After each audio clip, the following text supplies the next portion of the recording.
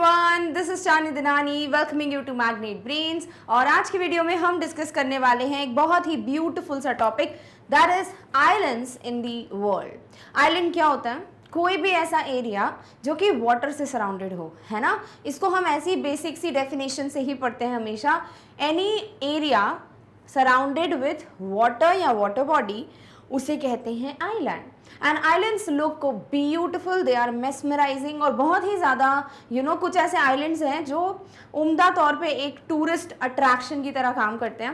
People do plan for a vacation and they go there, stay there, और जो भी वहाँ की एक्टिविटीज़ होती हैं उनमें वो हिस्सा लेते हैं। सो ओवरऑल आइलैंड्स जो हैं they are very very important, because जब भी हम जीके की बात करते हैं, जनरल नॉलेज की, हम ना ही सिर्फ हिस्ट्री और करंट अफेयर्स की बात करते हैं, साथ ही साथ we need to talk about the geography, right. तो इसी तरीके से हम बिगिन करने वाले हैं आज के वीडियो में आइलैंड्स के बारे में। We will discuss about the name, then अगर किसी आइलैंड के नाम की पीछे भी बहुत कोई अच्छी स्टोरी होगी तो हम वो भी पढ़ेंगे। साथ ही साथ हम ये ज़रूर देखेंगे कि वो आइलैंड एग्जैक्टली कहाँ लोकेटेड है, क्यों जाने जाते हैं, एंड समथिंग जो कि एक इंटरेस्टिंग या फन फैक्ट है about that island. So let's begin with the very very first heading, that is Ilha Grande island. अब आइलैंड्स के नाम कुछ कुछ ऐसे होंगे जो आपको पता होंगे, जैसे आपने अंडमान निकोबार आइलैंड सुना ही होगा, है ना। तो हम पढ़ने भी वाले हैं उनके बारे में। साथ ही साथ कुछ ऐसे आइलैंड्स हैं जिनके बारे में ऑब्वियसली आपने नाम नहीं सुना होगा, but they are important because questions पूछे जाते हैं इन पे। सो उनमें से एक कौन सा है? इल्हा ग्रैंडे आइलैंड। कुछ इस तरीके का दिखता है ये, ठीक है। यू कैन सी कि हर जगह ना कोई एरिया है and then it's surrounded by water. तो ये छोटे छोटे जो एरियाज है ना, this is completely what? An island. So Ilha Grande is an island located off the coast of Rio de Janeiro state, Brazil. यानी ब्राज़ील में है ये पर्टिकुलर आइलैंड। आई होप आपको फ्लैग याद आ रहा है ब्राज़ील का, बिकॉज हमने जो फ्लैग्स हैं वो डिस्कस किए हुए हैं, ठीक है। तो जब भी आपने कुछ ऐसा पढ़ा है जिसके बारे में आपने कुछ और दूसरे वीडियो में भी पढ़ा हुआ है, ट्राई टू गैदर दैट, मतलब उसको थोड़ा इकट्ठा करने की कोशिश करो अपने माइंड में। अच्छा ठीक है, हमने ये पढ़ा था, बिकॉज लिंकिंग ना बहुत ज़्यादा हेल्प करता है। It is going to form a chain, right. So ये जो पर्टिकुलर आइलैंड है, this is located in Rio de Janeiro, Brazil. For almost a century it was closed by the Brazilian government to free movement और settlement. तो ये जो particular island है ये almost एक सेंचुरी के लिए, 100 सालों तक के लिए क्लोज रखा गया था, बंद रखा गया था। देयर वर वेरियस रीजंस, ठीक है।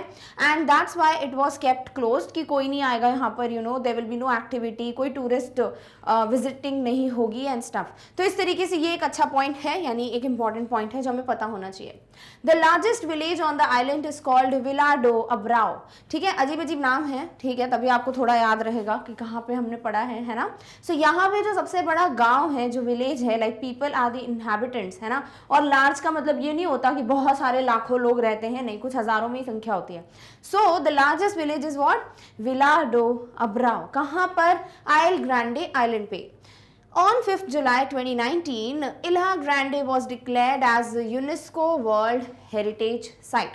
यूनेस्को के बारे में पढ़ चुके हैं, United Nation Educational Scientific and Cultural Organisation. जितनी बार आएगा उतनी बार I will repeat so that आपको ये याद रहे।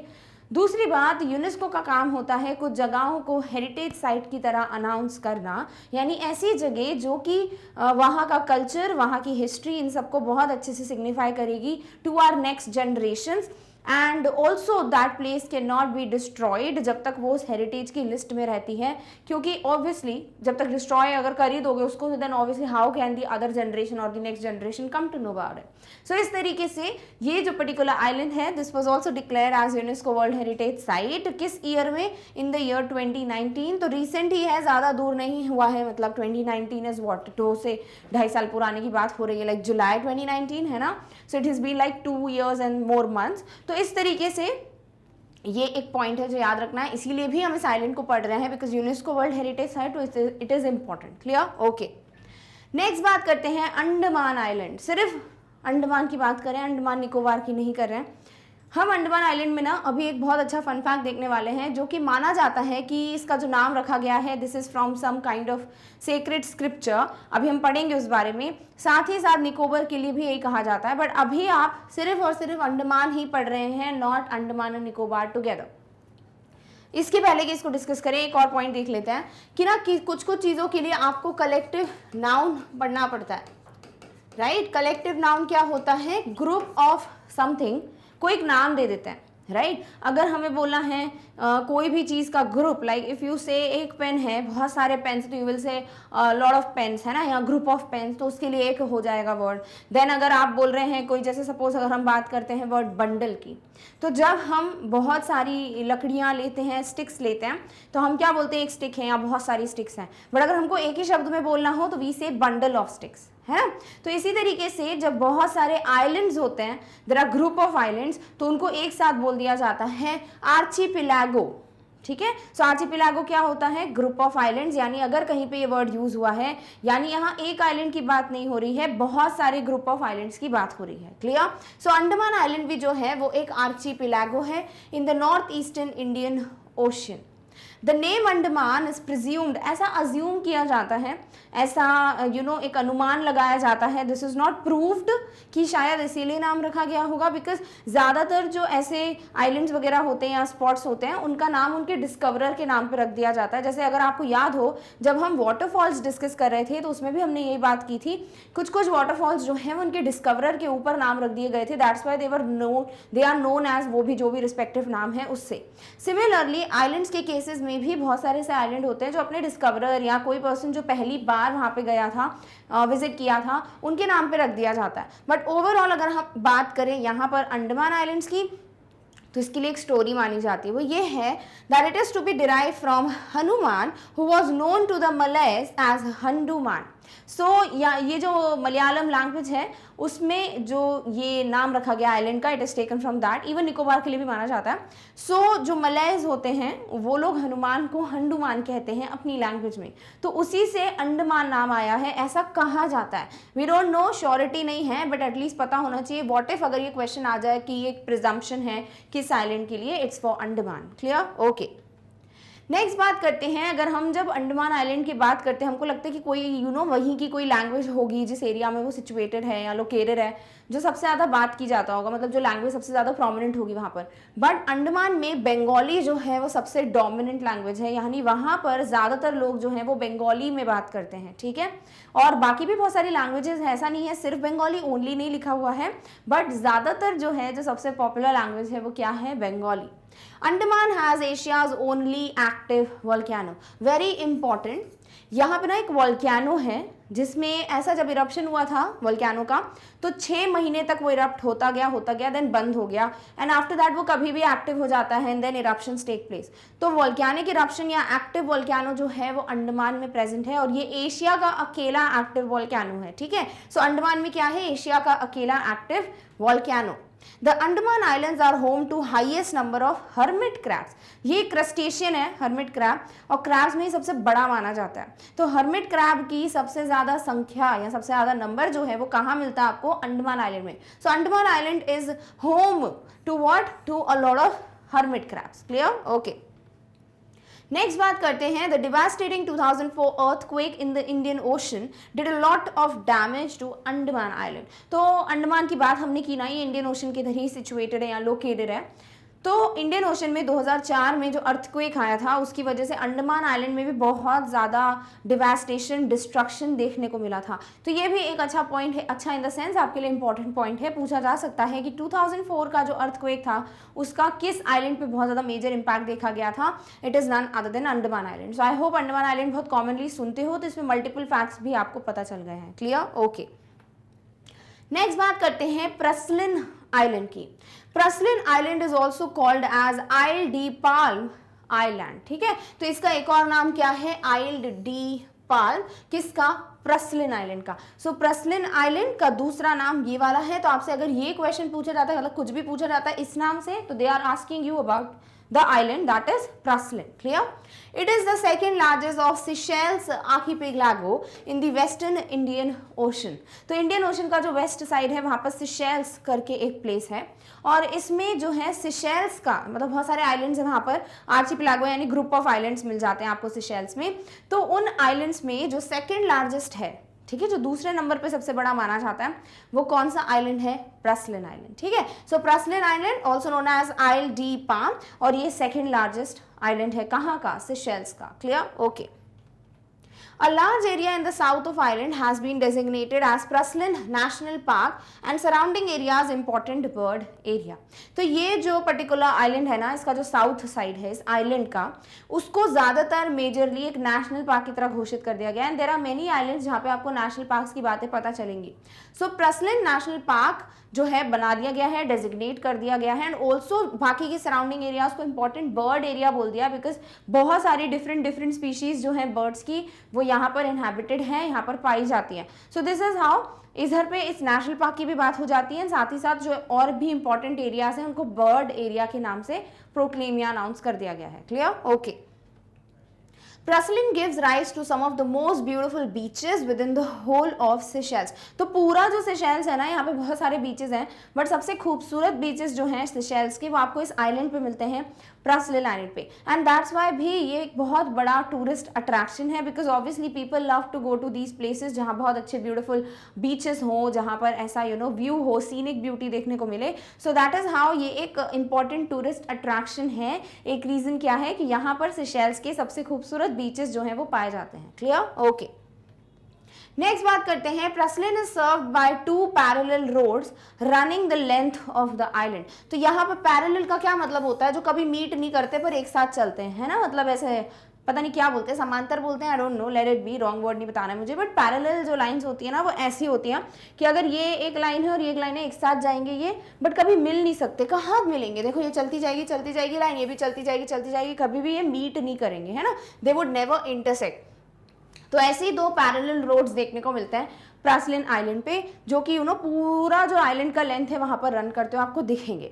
Another road crosses the south central mountains in which the virgin forest of the my valley national park is located, which is an UNESCO world heritage site. अब यहाँ पे बात क्या हो रही है? एक और रोड है जो पास होता है प्रसलिन आइलैंड से, जो कि जहां पर है present what the virgin forest of my valley. My valley क्या है? नेशनल पार्क है, जो कि अगेन एक यूनेस्को वर्ल्ड हेरिटेज साइट है. सो ये जो आइलैंड है इसमें मल्टीपल क्वेश्चंस की पॉसिबिलिटी है. आई होप आपको ये याद रहेगा. डन? ओके.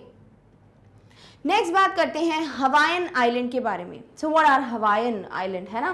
सो हवाईन आइलैंड को जिस तरीके से दिखते हैं बहुत ही ब्यूटीफुल. अब देखो आइलैंड की ना प्रॉपर डेफिनेशन आपको यहाँ से बहुत अच्छे से क्लियर होगी. देखो इस पूरे को आइलैंड कहते हैं क्योंकि ये एरिया है जो चारों तरफ से देखिए पानी से घिरा हुआ है, वाटर से घिरा हुआ है. ऐसे पार्ट को कहते हैं, ऐसे लैंड मास को कहते हैं what? An island. Clear? Alright. चलिए हवाईन आइलैंड की बात करते हैं. So Hawaiian islands are an archipelago of 8 major islands. 8 islands का ग्रुप है, ठीक है. और ग्रुप ऑफ आइलैंड के लिए वर्ड क्या होता है? Archipelago, right. So Hawaiian island क्या है? Group of 8 islands. Earlier Hawaiian islands was known as Sandwich islands. इसको पहले ना एक सैंडविच आइलैंड कहा जाता था, लाइक बहुत फॉर्मरली, बहुत पहले जब नाम वाम रखा गया होगा इस आइलैंड का, that time it was also known as Sandwich island. तो पूछा जा सकता है which of the following island was also known as Sandwich island? Answer क्या हो जाएगा? Hawaiian. Clear? The island chain is the only state that is surrounded entirely by the water. और ये जो चेन है ना, आइलैंड चेन, यहाँ की स्टेट में, ये जो पूरा कंप्लीट स्टेट है वहां पर सिर्फ और सिर्फ यही आइलैंड चेन है जो पूरी तरीके से पानी से घिरी हुई है. ठीक है? All right. The island of हवाई is the 3rd largest island in Polynesia. तो पॉलिनेशिया का तीसरे नंबर पे जो आइलैंड आता है, लाइक जो 3rd लार्जेस्ट आइलैंड माना जाता है, वर्ल्ड का नहीं, पॉलिनेशिया का, वो क्या है? Hawaiian island. Captain James Cook visited the islands on January 18, 1778 and named them as Sandwich Islands in honour of John Montagu. तो क्यों बोला जाता है इसको सैंडविच आइलैंड? बिकॉज ये जो पर्सन है James cook, who is the captain, है ना. तो कैप्टन जेम्स कुक जो है वो यहाँ पर प्रेजेंट थे, यहाँ पे इन्होंने विजिट किया. कब? इन द ईयर 1778. और फिर इन्होंने इसका नाम रख दिया था क्या? Sandwich island. किसके ऑनर में, किसके ट्रिब्यूट, मतलब किसको देने के लिए? John Montagu. तो पूछा जा सकता है who gave the name Sandwich Islands to Hawaiian island? It's none other than Captain James Cook. Next पूछा जा सकता है in which year he visited this island? 1778. And in whose honour did he keep the name Sandwich island? In the honour of John Montagu. Clear? All right. Next island is Palawan Island. Palawan Island is the largest island in the province of Palawan in the Philippines. यानी Philippines में है एक province बना हुआ है which is पलवन, और वहाँ का सबसे बड़ा आइलैंड जो है वो उसी के नाम पे है, दैट इज़ पलवन आइलैंड। इस तरीके का दिखता है ये आइलैंड, ब्यूटीफुल, ठीक है, देख सकते हो आइलैंड है, then this is the island, और ये चारों तरफ से पानी से घिरा हुआ है। सो दिस आइलैंड इज सबसे बड़ा आइलैंड कहाँ का, फिलीपींस के प्रोविंस पलवन का। Clear, okay. सो आपको ना बहुत ऐसे आएंगे टर्म्स, लार्जेस्ट ऑफ दिस या लार्जेस्ट इन द वर्ल्ड या seventh in the world then first here, तो आपको ये सब चीज़ें में कंफ्यूज नहीं होना है।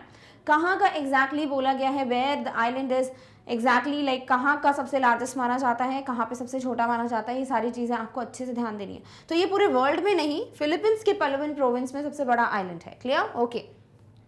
Palawan is long and narrow and trends northeast southwest between the South China and Sulu seas. तो सूलू नाम के समुद्र हैं, ठीक है, और साउथ चाइना जो है इनके बीच में नॉर्थ ईस्ट से साउथ वेस्ट तक ये ट्रेंड करते हैं, like they are very narrow, और ये इस डायरेक्शन में है प्रेजेंट, किन के बीच में, सूलू सीज और South China. Clear, okay. Next बात करते हैं, the Tabon caves on islands located isolated southern west coast are an important archaeological site. What is archaeological site, जो कि यू नो एक पूरी जो पुराने जगह नहीं होती हैं जहाँ पर बहुत सारे आर्कियोलॉजिस्ट जो होते हैं वो स्टडी करते हैं वहाँ की जगह के बारे में, वहाँ के आर्किटेक्चर के बारे में, देन वहाँ क्या स्टोन यूज़ हुआ है या फिर किस चीज़ के फॉसिल मिल रहे हैं, ये सारी चीज़ें जो होती हैं वो एक आर्कियोलॉजिस्ट का काम होता है।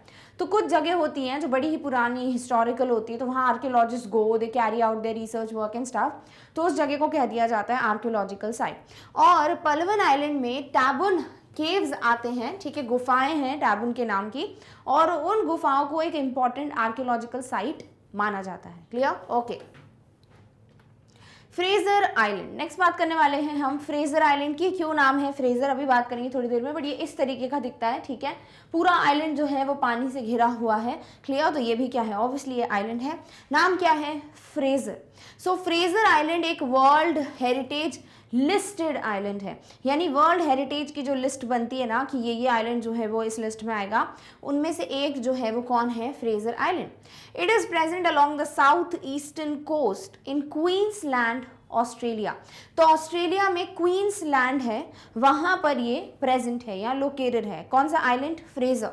Fraser island is the largest sand island in the world, ठीक है, तो लार्जेस्ट आइलैंड नहीं बोला, लार्जेस्ट सैंड आइलैंड बोला है। तो कैटेगरीज है आइलैंड की, ठीक है, उनमें से सैंड आइलैंड की कैटेगरीज में सबसे बड़ा जो आता है ना आइलैंड, वो है फ्रेजर आइलैंड, ठीक है। तो फ्रेजर एक सैंड आइलैंड की कैटेगरी में सबसे बड़ा आइलैंड है। Clear, Fraser island got its name from Eliza Fraser. क्यों रखा गया है नाम फ्रेजर, ये अब हम बात करेंगे। तो एक वुमन है जिनका नाम है Eliza Fraser, she was a Scottish women and the wife of a captain, ठीक है, और जिस शिप के कैप्टन की ये वाइफ है वो है कौन सा, स्टर्लिंग कासल, और ये जो है यहाँ पर शिप रेक्ड हो गया था। What is ship raked, ship raked का मतलब होता है किसी कारणवश जब एक पर्सन की जो शिप वगैरह है वो वहाँ फंस जाए बीचों बीच एक आइलैंड में, और पर्सन स्ट्रैंडेड है, लाइक कोई भी तरीका नहीं मिल रहा है, the people are trying you know अब की कोई मिल जाए and then they will be out, because island बहुत कम लोग रहते हैं या स्टफ, ऐसे बहुत ज़्यादा ऐसे हेल्दी वेल्दी खेलता कूदता ऐसे नहीं होता आइलैंड, है ना, बहुत कम कुछ होता है। तो वहाँ पर इस आइलैंड में दे वर स्ट्रैंडेड, ठीक है, इनकी जो शिप है इट वॉज शिप रेक्ड, और इस कैप्टन की वाइफ जो है वो एलिजा फ्रेजर है, और इन्हीं के नाम पर इसका आइलैंड का नाम रखा गया है। तो कई बार जो नाम होते हैं ना आइलैंड वगैरह के, वो उन पर्सन के नाम पे रखे जाते हैं जो कि पहली बार जिन्होंने विजिट किया हो या जो आए हो और उन्होंने कुछ अनाउंस कर दिया हो कि भाई इस नाम से जाना जाएगा, तो वो नाम रख दिया जाता है। तो इस आइलैंड में क्योंकि ये जो पर्टिकुलर वुमन है दैट इज एलिजा फ्रेजर, इनके जो हस्बैंड की शिप है इट वॉज शिप रेक्ड, ठीक है, फंस गई थी वहाँ पर, एंड दैट इज वाई इन्हीं के नाम पे इस आइलैंड का नाम है Fraser island. Clear, okay. Fraser Island contains purer sand than the Sahara Desert. Sahara desert सबने नाम सुना हुआ है ना। सहारा डेजर्ट की जो रेत होती है, जो सैंड होती है, उससे भी प्योर सैंड जो है वो यहाँ पाई जाती है, ठीक है। सो Fraser island contains purer sand, यहाँ की जो रेत है वो ज़्यादा प्योर होती है, किससे? सहारा डेजर्ट की रेत से। Island is also made up of what's? Colloquially. Colloquially का मतलब क्या होता है? इसका मतलब लोकल वर्ड, ठीक है। कोलोकियल वर्ड्स ही ऐसे होते हैं जो आप लोकली यूज करते हैं, जो मतलब फॉर्मल नहीं होते हैं, कई कई जगह पे यूज करते हैं। जैसे हम नहीं करते कूल बनने के लिए कुछ वर्ड्स यूज, या हमारे ग्रुप में कोई वर्ड होता है जो कॉमन होता है और हम ही यूज करते हैं, people of other groups don't know about it, उसे कहते हैं कोलोकियल वर्ड, ठीक है। सो कोलोकियली वहाँ पर जो कॉमन लोग हैं, जो वहाँ के इनहैबिटेंट्स हैं, वो लोग जो हैं इस आइलैंड को क्या बोलते हैं?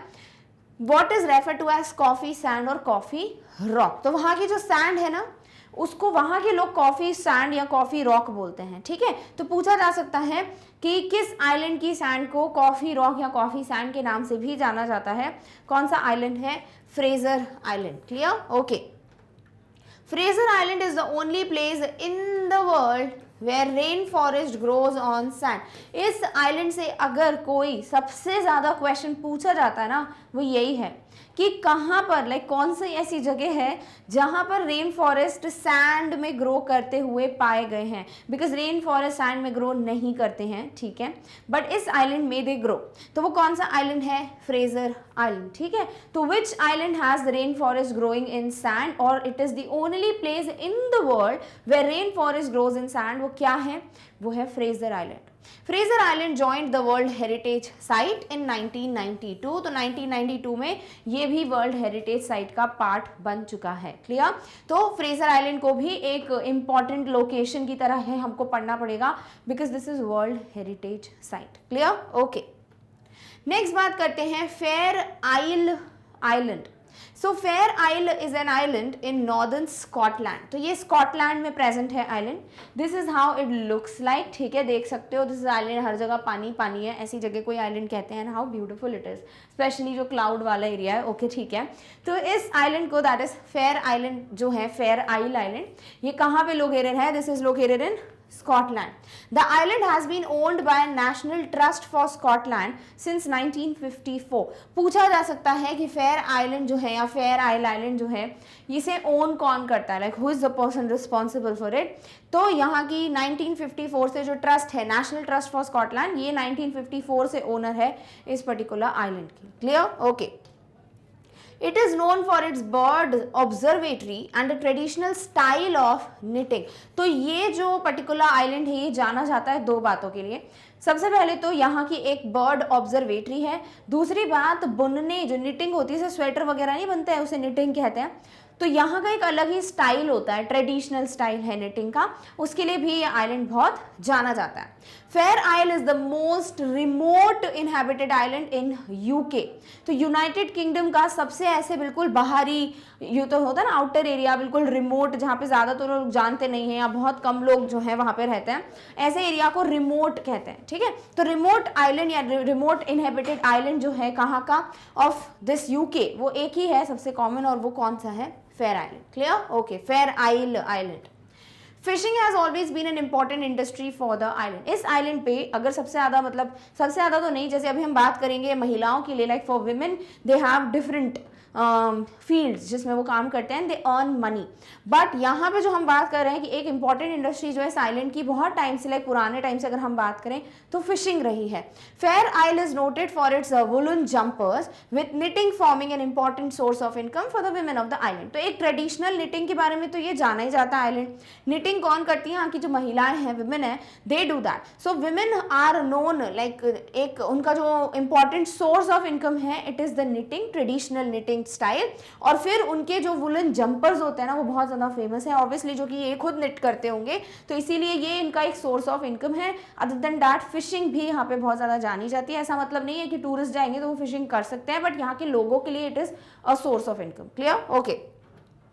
नेक्स्ट बात करते हैं ग्रीनलैंड आइलैंड। बहुत बहुत बहुत कंपलसरी है ये पढ़ना, ठीक है, बहुत इंपॉर्टेंट आइलैंड है ये।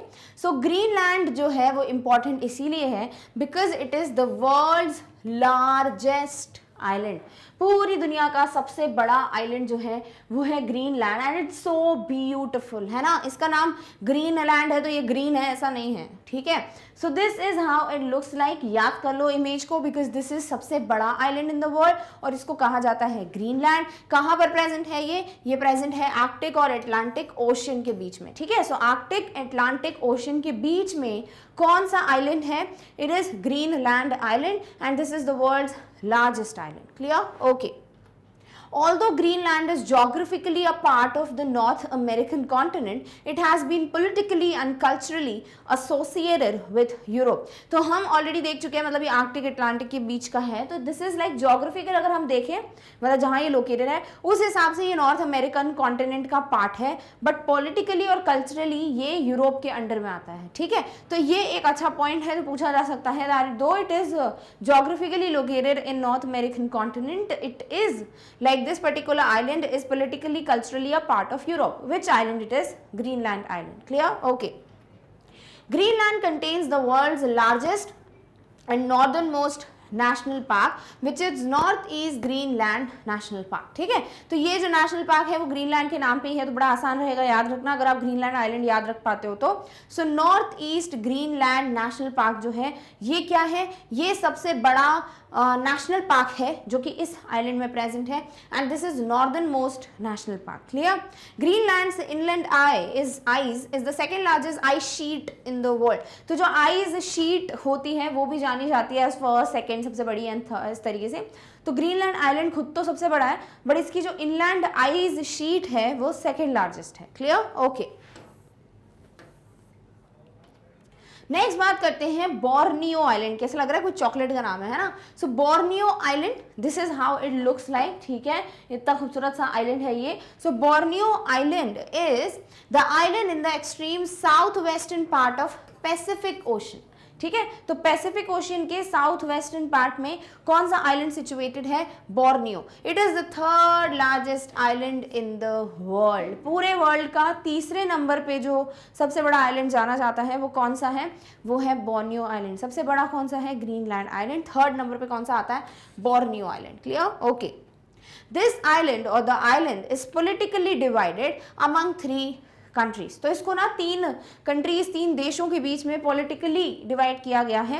एक है Malaysia and Brunei in the north, then you have Indonesia to the south. यानी one is Malaysia, then you have Brunei, दोनों के दोनों कहाँ पर हैं, नॉर्थ में, और इंडोनेशिया साउथ में। So these are the 3 countries जिनके बीच में ये जो आइलैंड है that is Borneo, this is been divided. कैसे, politically. Clear? Okay.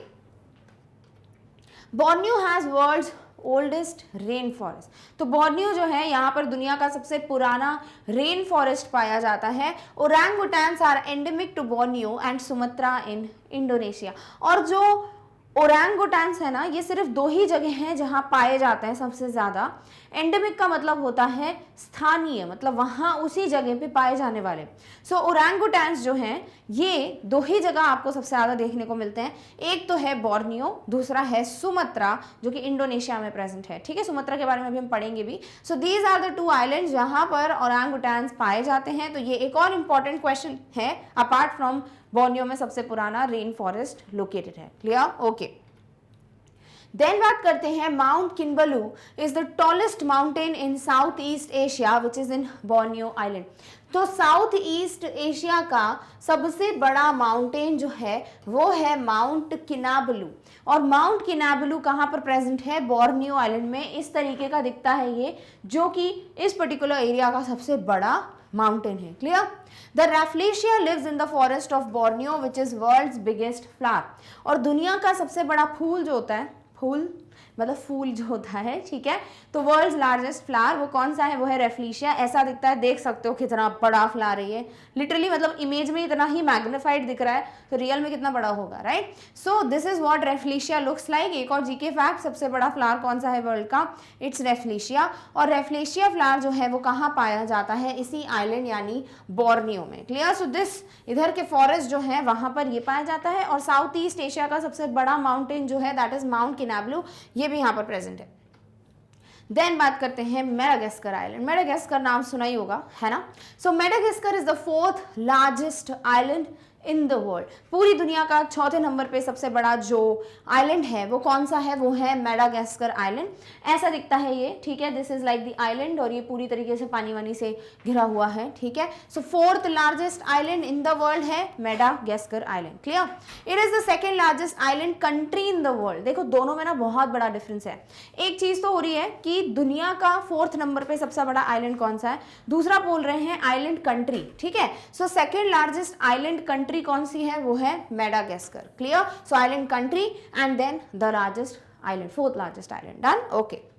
Madagascar is an island on the African continent and located in the Indian Ocean to the east of Mozambique and Tanzania. Tanzania नाम तो सुना ही होगा, है ना। So Madagascar एक ऐसा island है जो अफ्रीकन कॉन्टिनेंट में पाया जाता है, इसीलिए तंजानिया नाम सुन रहे हो। और ये इंडियन ओशन के east of Mozambique and Tanzania में लोकेटेड है। तो इतना भी याद नहीं भी रखना, आप सीधे ऑन दी अफ्रीकन कॉन्टिनेंट भी याद रख सकते हो, clear, okay. The name Madagascar, हाँ मेडागास्कर नाम क्यों रखा गया है, because this goes back to explorer Marco Polo who first reported the island, ठीक है। सो मार्को पोलो जो है इन्होंने सबसे पहले आइलैंड को देखा था, रिपोर्ट किया था कि भाई ऐसा आइलैंड एग्जिस्ट करता है, इसीलिए इसका नाम मेडागास्कर रख दिया था। Madagascar has 3 world heritage sites, तो देख सकते हो फोर्थ लार्जेस्ट है और साथ ही साथ इसमें तीन क्या है world heritage site. So world heritage site which are Royal Hill of Antananarivo, the rain forest of एसटी ना एंड सिंगी ऑफ बेमरा, ठीक है। तो ये 3 हैं, अजीब नाम है बट क्या करें, पढ़ेंगे हम, ठीक है। तो ये याद रख लो, Royal Hill, then rainforest of Asti Nanana and Singi of Bemraha, ये 3 है क्या द वर्ल्ड हेरिटेज साइट। कहाँ पर प्रेजेंट है ये, मेडागास्कर आइलैंड में। तो इतना बड़ा नाम है मेडागास्कर, तो कितने 3 वर्ल्ड हेरिटेज साइट हैं, क्लियर, ओके। नेक्स्ट बात करते हैं बैफिन आइलैंड की। Baffin island in the Canadian territory of Nunavut is the largest island in Canada and 5th largest island in the world. पूरी दुनिया का 5वें नंबर पे जो सबसे बड़ा आइलैंड है वो कौन सा है, बैफिन। और कनाडा का सबसे बड़ा आइलैंड कौन सा है, Baffin.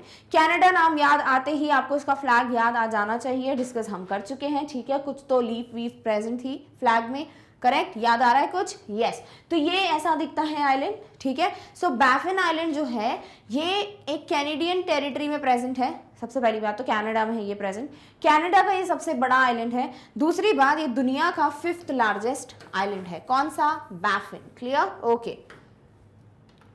It is named after the British explorer William Baffin. तो ब्रिटिश एक्सप्लोरर हैं जो कि डिफरेंट जगहों को एक्सप्लोर करते थे, तो विलियम बैफिन जो है उनके नाम पे इस आइलैंड का नाम है Baffin island. The island was also known as Helluland. पूछा जा सकता है कौन सा वाले आइलैंड का नाम हेलू लैंड भी था, तो यहाँ के जो लोग हैं वो इसको हेलू लैंड भी बुलाया जा करते थे, clear, okay. Baffin Island is home to 2 national parks and a well-known bird sanctuary. So 2 national parks और एक बहुत ही जानी मानी bird sanctuary जो है वो पाई जाती है इस island में. The national parks include the high mountain peaks in the south and Penny Ice Cap. ठीक है, तो नेशनल पार्क जो है उसमें कौन कौन है, हाई माउंटेन पीक जो साउथ की तरफ आता है and Penney ice cap, clear, okay. The island attractions include the Cumberland Peninsula where the Mount Asgard and Thor Peak is located. Important question है कि कहाँ पे Mount Asgard और Thor Peak पाई जाती है इस आइलैंड में. इस आइलैंड में कहाँ, Cumberland Peninsula ये अट्रैक्शन है यहाँ का, यानी लोग इसको जरूर देखने जाते हैं अगर विजिट करते हैं जो टूरिस्ट हैं तो, और वहाँ पर ये Mount Asgard और Thor Peak भी पाई जाती है, clear, okay. The popular Sirmilik National Park can be found in the north of Baffin. Then एक नेशनल पार्क है जिसका नाम है Sirmilik national park. Popular national park है ये, और ये कहाँ पे प्रेजेंट है, ये भी प्रेजेंट है कहाँ पर, बैफिन आइलैंड में, बट कहाँ, इन the north of Baffin. Next बात करते हैं सुमत्रा आइलैंड की. अभी ओरांगुटान की बात कर रहे थे तो सुमत्रा बात हमने की थी, है ना. So Sumatra is one of the Sundalands islands of western Indonesia. तो इंडोनेशिया का आइलैंड है सुमत्रा. इस तरीके का ये दिखता है. पीपल डू लिव हियर, देख भी सकते हो छोटे मोटे आपको अगर घर वर दिख रहे हैं तो, राइट. तो सुमत्रा आइलैंड कहाँ प्रेजेंट है, इंडोनेशिया में. It is the largest island that is fully within Indonesian territory as well as the 6th largest island in the world. तो दुनिया का 6th नंबर पे जो सबसे बड़ा आइलैंड है वो है सुमत्रा आइलैंड, और इंडोनेशियन टेरिटरी मतलब पूरी जो इंडोनेशिया की टेरिटरी है उसके अंदर सबसे बड़ा आइलैंड जो है वो क्या है, सुमत्रा आइलैंड. तो ये खुद की जगह पे सबसे बड़े हैं, देन वर्ल्ड में 5th 6th ऐसे नंबर हैं, क्लियर. सो ये कौन सा है, 6th नंबर पे. इब्न बतूता, आई होप आप सबने नाम सुना होगा, गाने का नहीं, इन पर्सन का, ठीक है। So Ibn Battuta visited the kingdom during his journey and kept the name of the kingdom Sumatra, has the name of the island. तो सुमत्रा ही नाम क्यों रखा? क्योंकि इब्न बतूता जो आए थे उन्होंने इधर के जो किंगडम है उसका नाम रख दिया था सुमत्रा, और तब से इस आइलैंड का नाम भी जो है सुमत्रा पड़ गया। Clear? So Ibn Battuta is the one who kept the name. The island experienced a major natural disaster in late 2004 when the Great Indian Ocean tsunami covered the low-lying areas along the northwest coast and adjacent islands and caused widespread death and destruction. तो हुआ क्या था 2004 के late, मतलब जब आखिरी के जो मंथ्स होते हैं, सो 2004 में एक बहुत बड़ी सुनामी आई थी, इंडियन ओशन की सुनामी, जिसने ऑलमोस्ट कवर कर लिया था यहाँ के जो लो लाइंग एरियाज थे, जिसकी वजह से बहुत ज़्यादा डिस्ट्रक्शन भी हुआ था और डेथ भी हुई थी लोगों की, ठीक है। सो दिस इज समथिंग जो एक इंपॉर्टेंट क्वेश्चन है about the tsunami and natural calamities. I hope you remember it. Clear? Okay. The island includes more than 10 national parks. Okay, बहुत बड़ा बात है ना?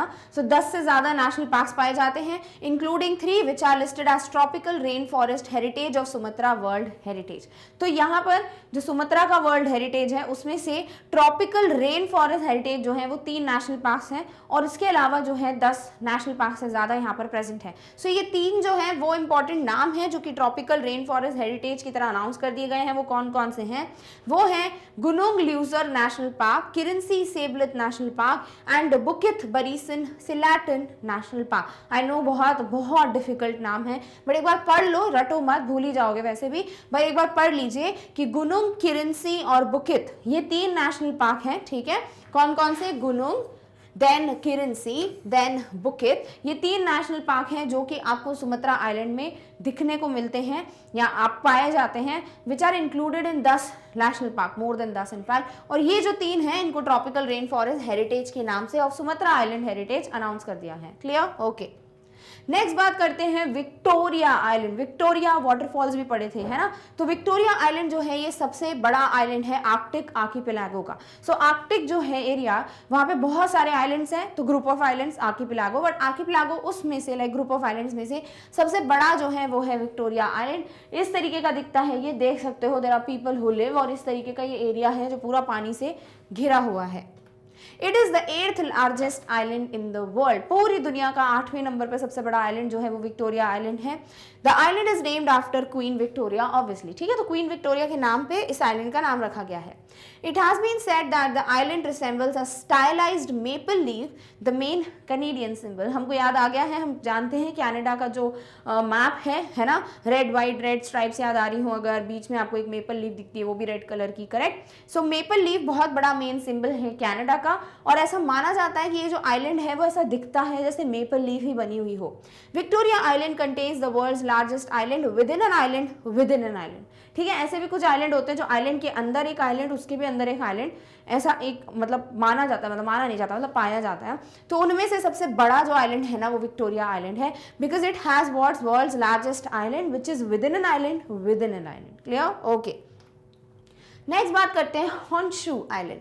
सो Honshu was historically called हॉन्डू।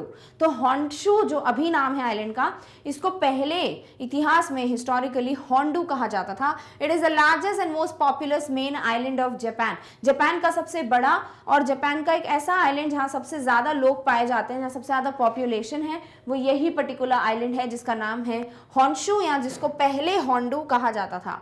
The island separates the sea of Japan. तो जो Japan का समुद्र है, सी ऑफ जापान, उसको सेपरेट करता है ये आइलैंड।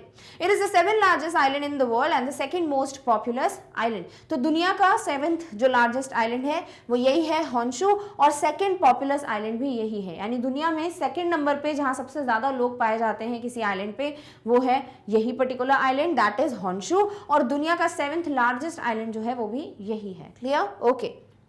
नेक्स्ट बात करते हैं, Honshu contains Japan's highest mountain Fuji and its largest lake Biwa. तो ये जो जापान का सबसे बड़ा माउंटेन है, माउंटेन फूजी, वो ऐसा दिखता है, और ये माउंटेन फूजी इसी आइलैंड पे प्रेजेंट है, that is Honshu island, and यहाँ का सबसे बड़ा लेक भी है lake Biwa. Clear? Okay.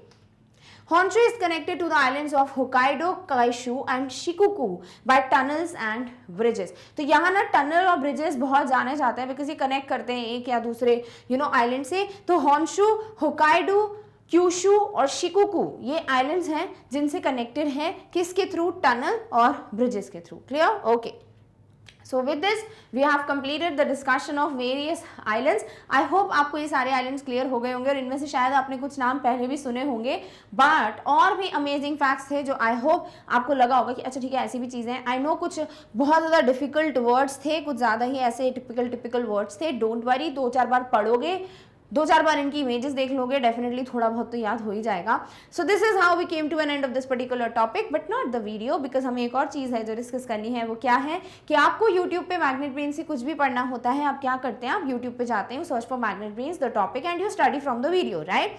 But कभी कभी ऐसा होता है शायद आपको कोई वीडियो नहीं मिल रहा है, आपको समझ नहीं आ रहा है क्या टॉपिक डालूं या क्या ऑर्डर है स्टाफ, या कुछ बच्चे होंगे जो नए नए जुड़े होंगे हमारी मैग्नेट ब्रेन्स की फैमिली के साथ। सो डेफिनेटली आपको भी ऐसा लगता होगा कि काश हमें सब कुछ ऑर्डर में मिल जाए, है ना, हमें पता हो कौन क्या पढ़ाता है, कैसे हमें पढ़ना चाहिए। डोंट वरी, आप सबके पास एक बहुत ही प्यारा सोल्यूशन है और वो ये है कि आप मैग्नेट ब्रेन्स की वेबसाइट को विजिट कर सकते हैं। सो आपको क्यों विजिट करना चाहिए, सबसे पहले वो बात कर लेते हैं। क्योंकि मैग्नेट ब्रेन्स की वेबसाइट पे हर एक चीज़ एक प्रॉपर ऑर्डर में अरेंज्ड है, आपको सिर्फ कुछ क्लिक्स करने होते हैं and you get the video in front of you.